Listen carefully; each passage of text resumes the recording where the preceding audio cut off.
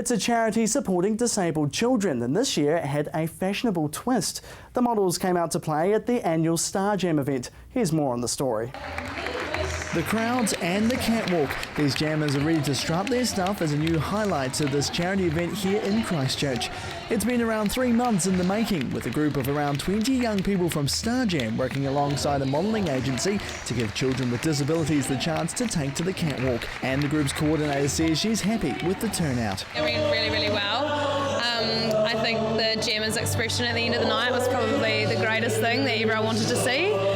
So once I saw that, I was kind of stoked with how everything was running. The non-for-profit organisation is all about creating performance opportunities for young people with disabilities, with workshops designed to help them achieve. The group's put on many shows, but Welsh says this is the first time they've ever hit the runway. This is huge for us. Like, we're always trying to get people on board to support us, and as a charity that's probably not as well recognised throughout New Zealand, like, to have an opportunity to do an event like this is incredible for us. So yeah, no, awesome. And the director of the modelling agency says it's hard to believe how it's all worked out, having the event as a success. Huge, absolutely huge. I initially talked about this event with Mary before Christmas, and probably in the last month or so it's been massive. And I've brought on a team. I've got my stylist and a couple of other people helping her.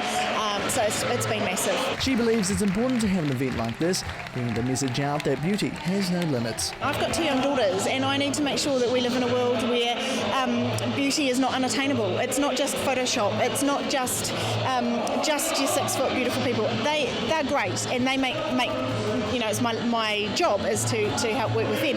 But we've seen a young Down syndrome girl open up New York Fashion Week last year. There's some new laws coming out in Paris about things. I think it's really important that we start looking at beauty in a slightly different way. And then they took to the spotlight, accompanied by one of the agency's models, with all of them enjoying every minute. They've had a few practices and dress rehearsals leading up to the event, and there were a few nerves before the show started, both for Walsh and the jammers. I think they were, but I think that's quite normal. They're like that before any of the shows we've done through Star Jam before. But it's kind of nervous excitement feeling. Like, they absolutely loved being out there, and they could not wait, and they've told all their friends and family about it for weeks and weeks and weeks. However, one of the jammers I spoke to says that wasn't the case for her. I never been nervous with anything like this in my whole entire life. And her favourite part of the night? Striking a pose. What pose did you strike? This one.